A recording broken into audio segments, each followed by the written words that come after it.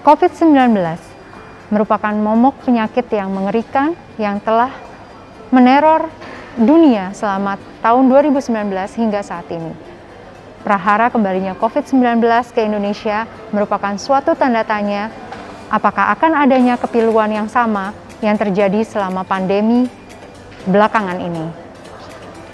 Mari kita cari tahu tentang COVID-19 dan berbagai variannya hanya di Sekilas Sehat bersama Dr.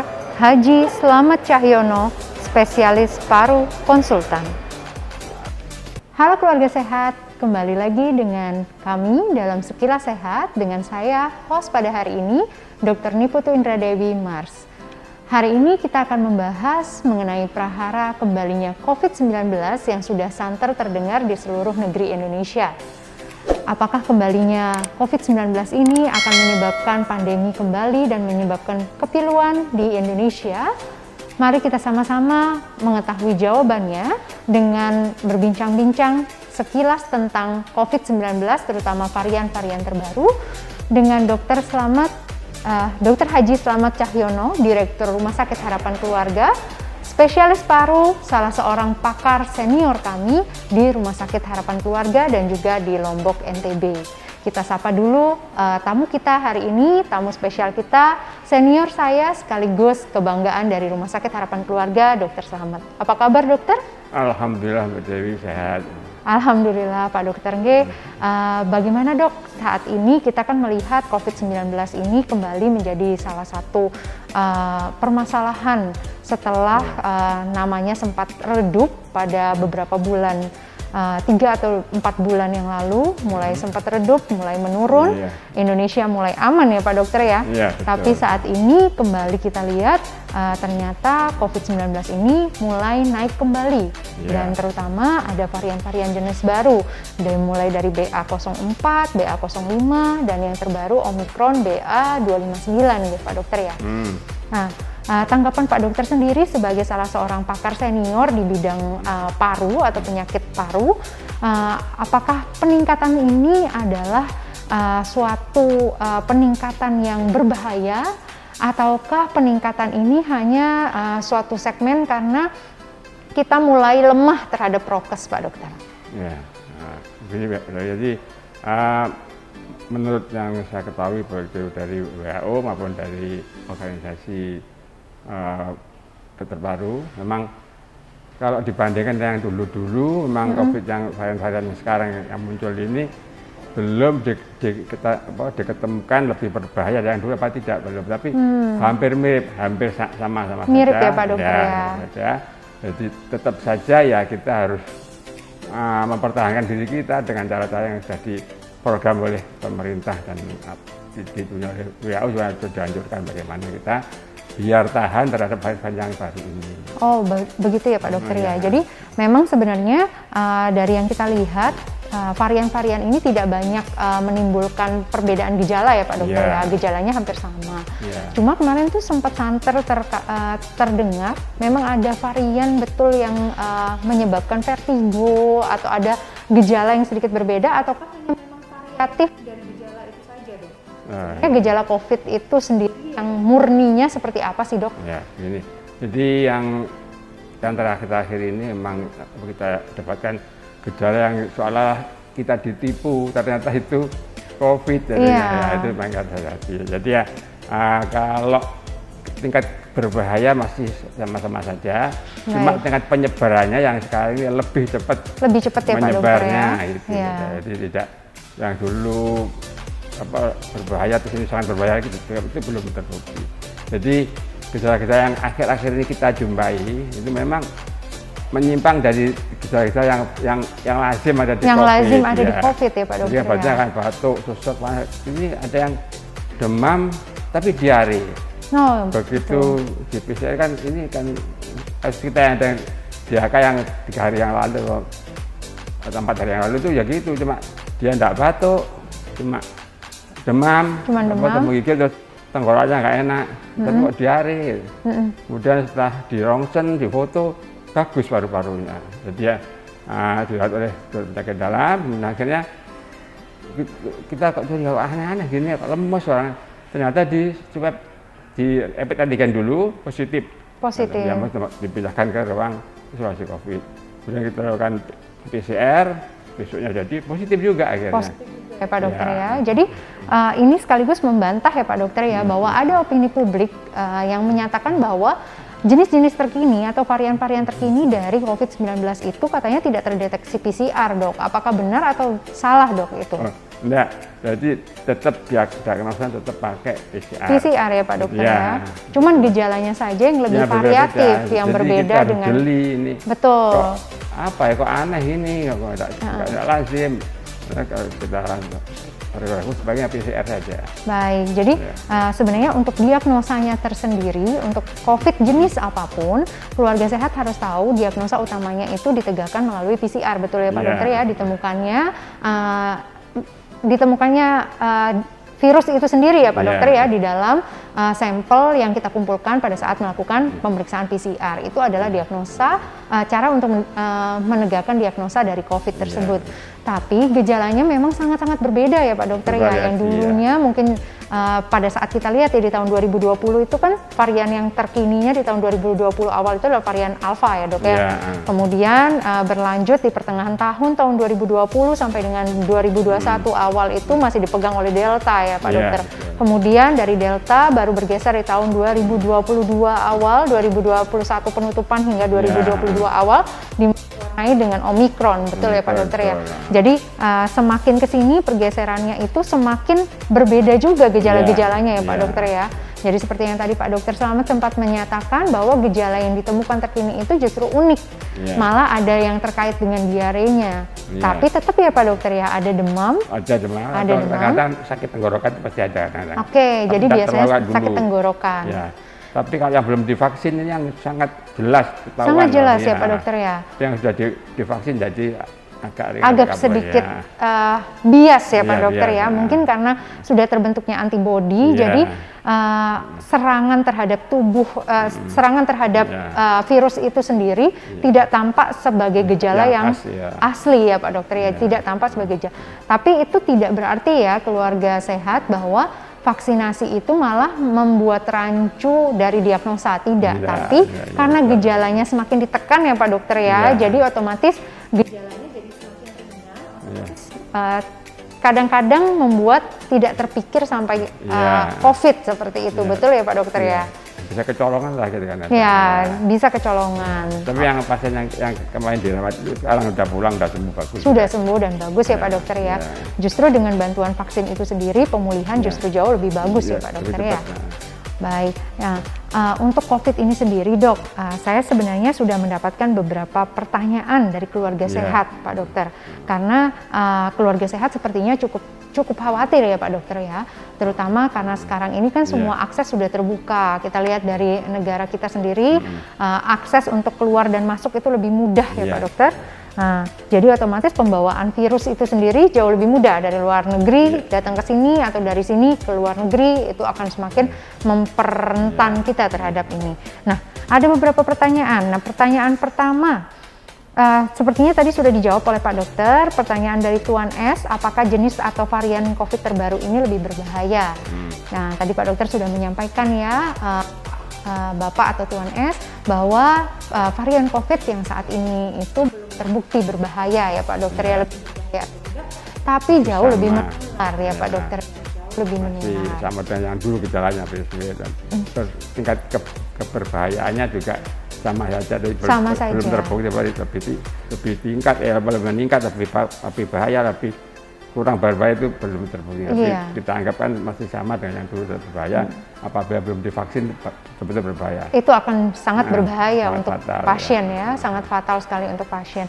Nah, Pak Dokter, sebenarnya tingkat penyebaran yang meningkat ini apakah dikarenakan memang karena virusnya yang bermutasi sehingga dia semakin cepat untuk menyebar, ataukah karena memang perilaku atau prokes kita saja yang semakin berkurang, atau perhatian kita terhadap COVID ini yang semakin berkurang sehingga memperrentan kita? Misalnya contoh Dok, sekarang itu kan sudah banyak yang lepas masker, kemudian sudah banyak yang kumpul-kumpul, misalnya arisan dan lain sebagainya, padahal pada saat-saat di awal, pada saat alfa atau delta, terutama ya Pak Dokter, yang kita perhatikan masyarakat itu sangat-sangat menjaga bagaimana prokesnya mereka, protokol kesehatan mereka. Apakah karena itu ataukah karena si virus itu sendiri, Dok? Ya, ini bisa dua-duanya. Jadi karena virus ini kan bermutasi di protein yang di spike-spike-nya itu dia bisa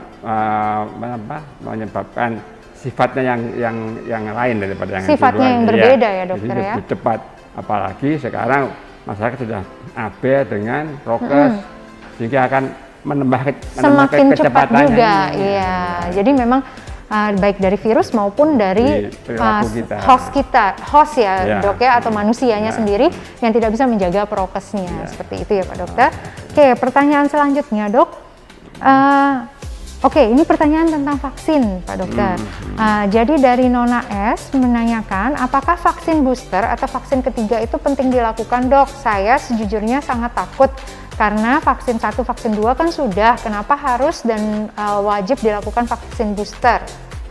Nah, ya ini gini Mbak Dewi, untuk sebenarnya tanya ini Nona S apa? Ya, Nona S. Ini ini jadi vaksin yang pertama itu adalah mengenalkan ke antibodi kita itu ke tubuh, barang baru. Itu dia kan nggak bisa cepat untuk membuat antibodi. Jadi dikenalkan dulu, terus saat ini belum sepenuhnya maksimal. Betul. Ditambahkan vaksin yang kedua, biar tambah gitu saya jadi dalam waktu sekitar 3-6 bulan itu akan tentara antibodi kita ini kadang menurun dia. Betul.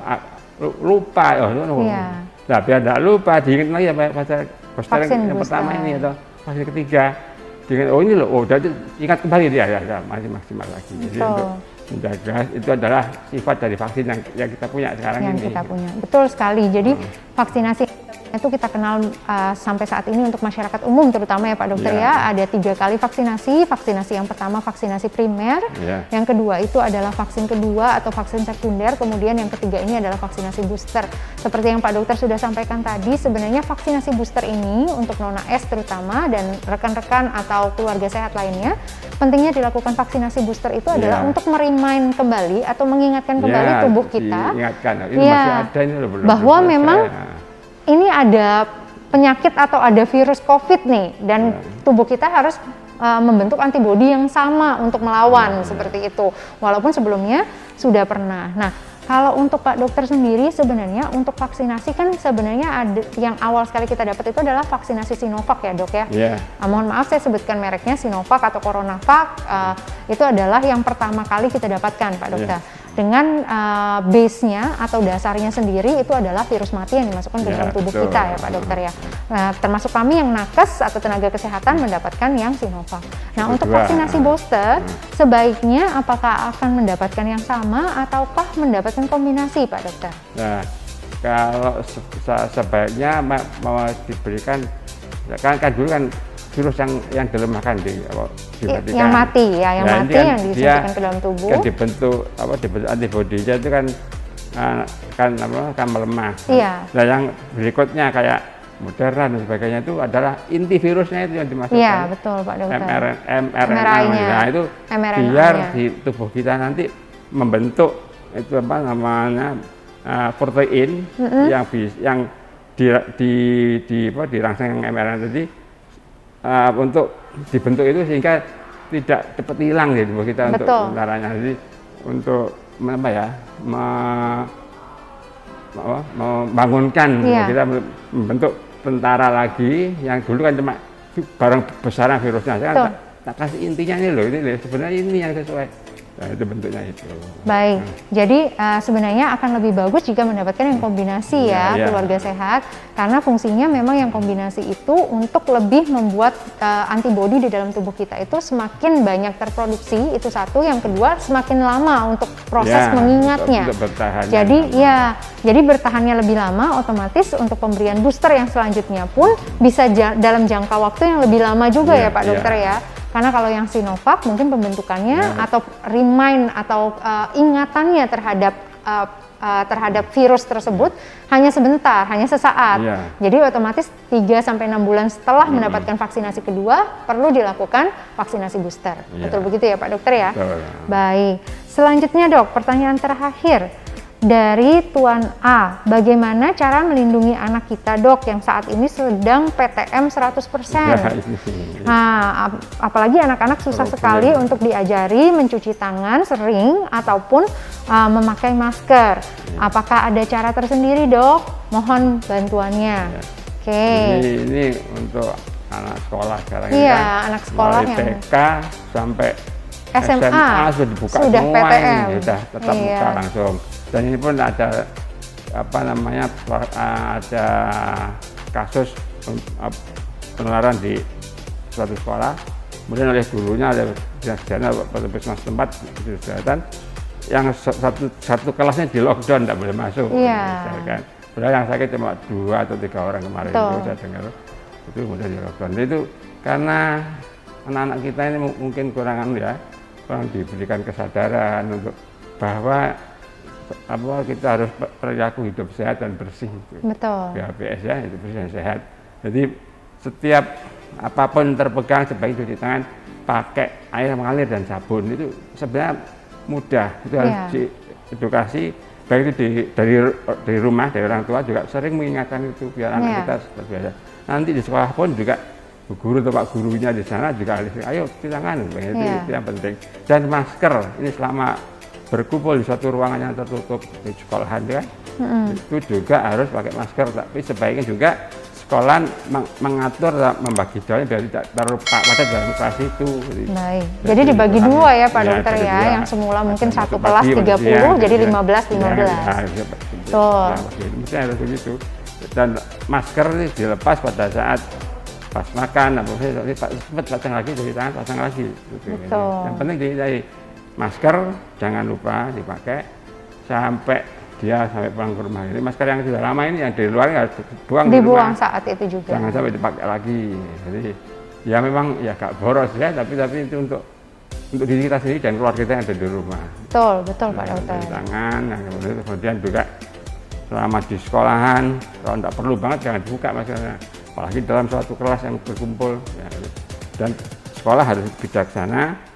Jangan sampai kerumunan banyak sekali. Jadi kalau 30 ya bagi 2. Ada yang masuk pagi, masuk siang, gilir siang pagi gitu. Jadi kalau yang praktis saja. Terus jadwalnya mau macam-macam, bingung kan cara gitu ya. Baik, jadi tetap intinya adalah kita harus memberikan edukasi atau kita harus mengajarkan anak kita untuk tetap menjaga kesehatan dan juga melakukan protokol kesehatan. Mungkin dengan dicontohkan oleh keluarga jauh lebih akan teringat terus oleh sang anak.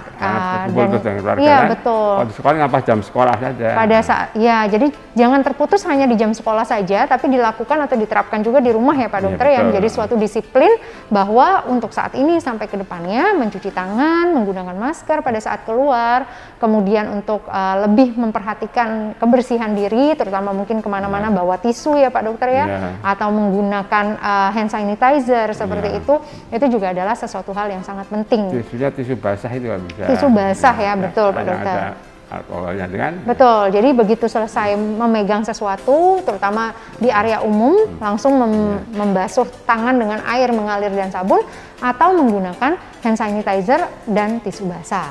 Seperti itu.